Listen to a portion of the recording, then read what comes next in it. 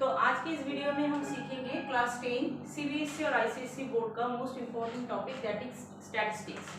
इसका एक और नाम है मेजर ऑफ सेंट्रल टेंडेंसी। तो पहले हम जान लेते हैं कि स्टैटिस्टिक्स एक्चुअली है क्या। It deals with the collection, presentation and analysis of numerical data. Last year में जुलाई महीने में कितना बारिश हुआ है इन 31 डेज, है ना। जुलाई महीने में जो 31 डेज है उस डेज में हर एक दिन मान लो बारिश का जो 1 मिलीमीटर का वैल्यू होता है कि कौन से दिन में कितना बारिश हुआ है, उसका एक डेटा यहाँ पे 31 डेज का दिया हुआ है। उसमें से हम लोगों को एनालिसिस करना होता है कि कब बारिश ज़्यादा हुआ, कौन से दिन बारिश बिल्कुल नहीं हुआ, एवरेज बारिश कितना हुआ है, उस साल का एवरेज कितना है बारिश का, सारा 12 मंथ्स का बारिश का जितना भी रेनफॉल हुआ है वो सब कैलकुलेशन करके। तो बेसिकली इस तरह का डेटा एनालिसिस हमेशा जनरल स्टैटिस्टिक्स के अंदर आता है, ठीक है। तो इसको हम किस तरह से कैलकुलेट कर सकते हैं statistics, there are different ways and in this syllabus we will learn about 3 measurements. वो क्या है? मीन, मीडियन एंड मोड, ठीक है। वन बाय वन हम इसको सीखेंगे। पहले आ जाते हैं हम फर्स्ट टॉपिक है जो हमारा, वो है मीन। मीन एक्चुअली क्या होता है? सिंपल वर्ड में मीन को बोला जाता है एवरेज, ठीक है। तो मीन, इसका एक और भी नाम है एरिथमेटिक मीन। जो भी दिया रहेगा सेम ही है, मीन और एरिथमेटिक मीन में कोई डिफरेंस नहीं है।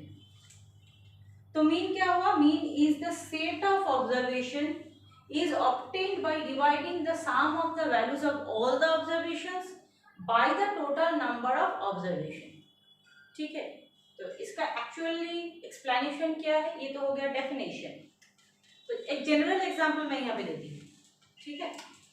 मान लो तुम्हारे क्लास में 10 मार्क्स का एग्जाम हुआ है, ठीक है। 5 स्टूडेंट ने वो एग्जाम दिया है।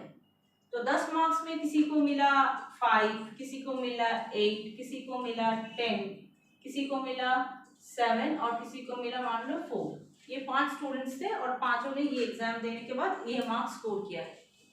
तो अगर तुमको बोला जाएगा कि इसका मीन निकालो, इसका मतलब क्या होता है? You have to find out how many observations are there, 5 observations और सम ऑफ ऑब्जर्वेशन, मतलब इन पांचों का सम करो। This is the sum of observation and divide it by the number of observation. तो यहाँ पे ये जो पांचों नंबर दिया हुआ है, पहले इसका सम निकालो, फिर उसको 5 देके डिवाइड करो, जो भी आएगा वो हो जाएगा मीन, ठीक है। और ये जो इंडिविजुअल नंबर मैंने यहाँ पे दिया हुआ है इसको हम बोलते हैं रॉ डेटा। ये है रॉ डेटा, जहाँ पे हर एक पर्सन का इंडिविजुअल मार्क्स दिया हुआ है। This is called raw data. तो इस तरह का रॉ डेटा अगर दिया रहेगा तो इसके ऊपर अगर तुमको फाइंड आउट करना है मीन, तो सिंपली क्या करो, देखो यहाँ पे मैंने किया है इंडिविजुअल जो भी वैल्यूज है उसको मैंने ऐड कर दिया है। तो यहाँ पे ये x1, x2, x3 ये एक्चुअली है क्या? ये यही है अकॉर्डिंग टू माई एग्जाम्पल। ये तो ये है different values of observation. x1 क्या है? फर्स्ट ऑब्जर्वेशन, x2 है second observation, x3 third observation. यहाँ पे इस तरह से n नंबर ऑफ ऑब्जर्वेशन हो सकते हैं। ये n डिपेंड करेगा तुम कितने स्टूडेंट्स का डेटा ले रहे हो।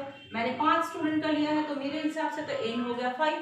10 स्टूडेंट का लोगे तो n 10 हो जाएगा। It depends on number of students, और जो भी होगा उसी को यहाँ से डिवाइड कर देंगे, जो आएगा वही हो जाएगा हमारा एरिथमेटिक मीन या फिर सिर्फ मीन, जिसका सिंबल है x और ऊपर ये साइन बार, ठीक है।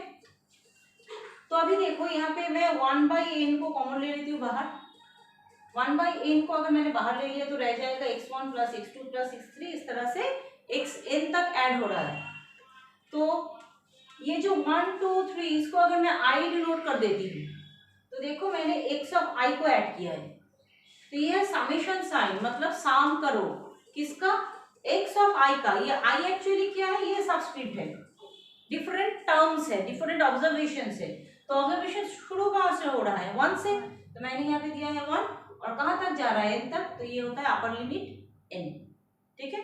1 से n तक जा रहा है और जो भी ऑब्जर्वेशन 1 से n तक है उन सबका मुझको क्या करना होगा? यहाँ पे सम करने के बाद जो भी सम आएगा उसको मैं n से कर दूंगी डिवाइड।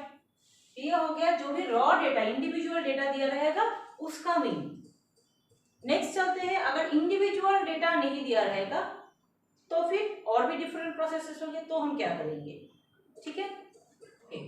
अभी मीन का सेकंड ऑप्शन है फॉर अनग्रुप्ड डेटा।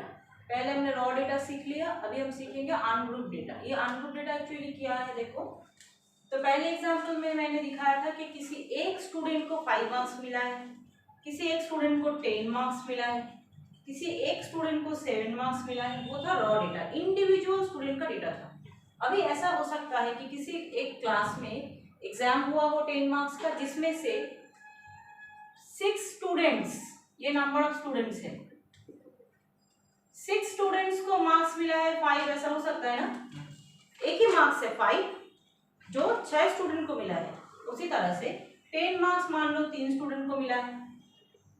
उसी तरह से मान लो 7 मार्क्स यहाँ पे मैं ले लेती हूँ, चलो 6 स्टूडेंट्स को मिला है, ठीक है ना। तो यहाँ पे स्टूडेंट्स कितने हो गए फिर? टोटल हो गया 50। लेकिन मैं पिछले एग्जाम्पल में क्या था, 5 स्टूडेंट थे और 5 इंडिविजुअल नंबर मैंने लिखा था। यहाँ पे मैंने अभी क्या किया, 5 मार्क्स मिले हैं कितने स्टूडेंट्स को? 6। 10 मार्क्स मिले हैं कितने स्टूडेंट्स को? 3।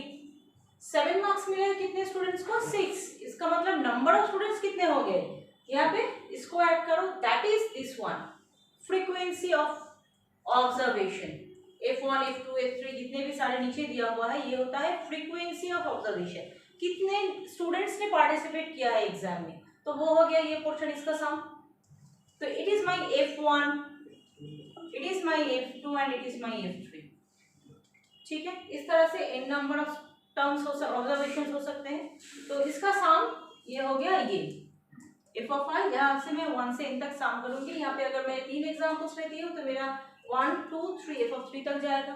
उससे ज़्यादा हो गया तो 4, 5, 6 करके इंक्रीज होगा, ये जाएगा अप टू n तक। ये पार्ट क्लियर हो गया। अभी आ जाते हैं न्यूमरेटर वाले पार्ट में। क्या लिखा है मैंने? f1 into x1। देखो जब मैं इंडिविजुअल सम कर रही थी तब मैंने क्या किया, किसी स्टूडेंट को मिला है 5, किसी को मिला है 10, किसी को मिला है 7। अगर एक एक स्टूडेंट होते तो सम ऑफ दीज मार्क्स क्या होता? इन सब का मैं सम कर देती रॉ डेटा के हिसाब से। तो यहाँ पे कितना होता सम? 22। एक ही नंबर को एक ही बार ऐड किया है मैंने, क्योंकि 5 एक ही को मिला था, 10 एक ही को मिला था, ठीक है ना। तो फिर यहाँ पे सम होता है 22। लेकिन यहाँ पे अगर मैं मार्क्स का सम करने जाऊं तो ये मार्क्स का सम क्या सिर्फ ये होगा? बिल्कुल भी नहीं। क्यों? क्योंकि नंबर 5 मार्क्स एक स्टूडेंट को नहीं मिला है, 6 स्टूडेंट को मिला है। तो फिर यहाँ पे एक स्टूडेंट को अगर 5 मार्क्स मिलता है तो 6 स्टूडेंट को कितना मार्क्स मिलता है? 30। इसका मतलब इसका प्रोडक्ट हो जाएगा ना, 5 इंटू 6, 30 मार्क्स हो गया। फिर 10 कितने को मिले हैं? 3 स्टूडेंट्स को, तो फिर 3 इंटू 10 हो जाएगा ना, इतना मार्क्स हुआ। फिर 7 कितने मिले हैं? 6, तो 6 इंटू 7, तो अभी ये होगा टोटल मार्क्स। तो ये सारे क्या है? ये है एक्चुअली x1 वैल्यूज।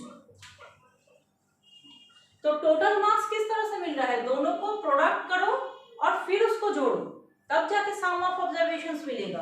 तो इसके लिए f1 के साथ x1 को प्रोडक्ट कर रहा है यहाँ पे, फिर f2 के साथ x2 का प्रोडक्ट। इस तरह से सारे के सारे करस्पॉन्डिंग टर्म्स और फ्रीक्वेंसीज प्रोडक्ट हो जाएंगे और फिर उसका सम करना है। इस तरह से मैंने यहाँ पे किया है, ठीक है। f1 into x1, f2 into x2, इस तरह से किया करते हुए जा रहे हैं हम, और उसको n टर्म्स तक हम लेके जाएंगे। इसीलिए यहाँ पे f of i x of i है, जहाँ पे i का टर्म 1 से n तक है। ये हो गया अनग्रुप डेटा के लिए। ग्रुप नहीं है, देखो इंडिविजुअल वैल्यूज मैंने दिया है। नेक्स्ट टॉपिक हम आएंगे ग्रुप डेटा में।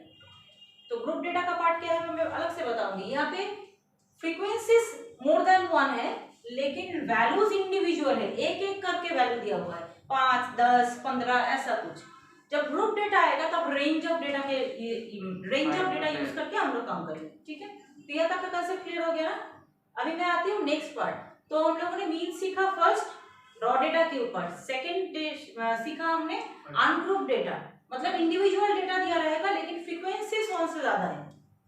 अभी हम जाएंगे ग्रुप डेटा, ठीक है।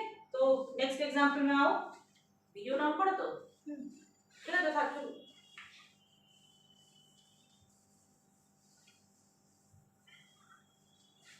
Direct method assuming method. हां डायरेक्ट इसमें तीन ऑप्शंस है। स्टेप टा হচ্ছে। तो नेक्स्ट एग्जांपल में हम आ जाते हैं नेक्स्ट प्रोसेस में। नेक्स्ट प्रोसेस है फॉर ग्रुप डेटा।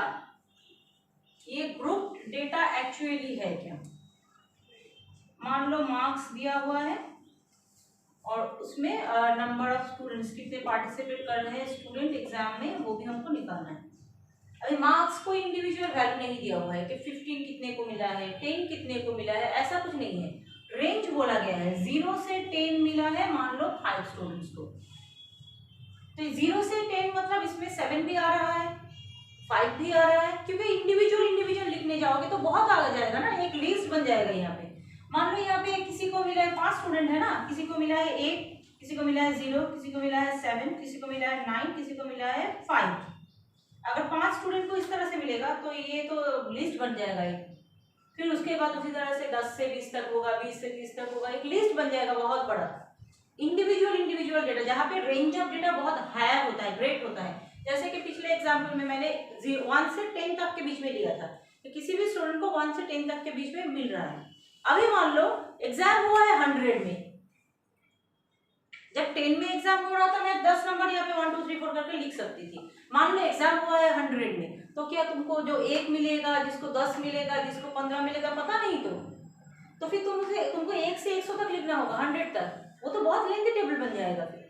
तो तब हम क्या करेंगे, उसको शॉर्ट कर लेंगे इस तरह से रेंज बना के। पहले हमने कर लिया 0 to 10, फिर तुम करो 10 to 20, और छोटा करना चाहो तो यहाँ से 0 to 20, 20 to 40, 40 to 60, इस तरह से भी कर सकते हो। जिस तरह से क्वेश्चन में दिया रहेगा, उस अगर दिया ही है क्वेश्चन में तो फिर कोई प्रॉब्लम नहीं है, अगर नहीं दिया हुआ है तो तुम रेंज अपने हिसाब से भी बना सकते हो। तो इस तरह का रेंज अगर दिया रहेगा तो वो हो जाता है ग्रुप डेटा।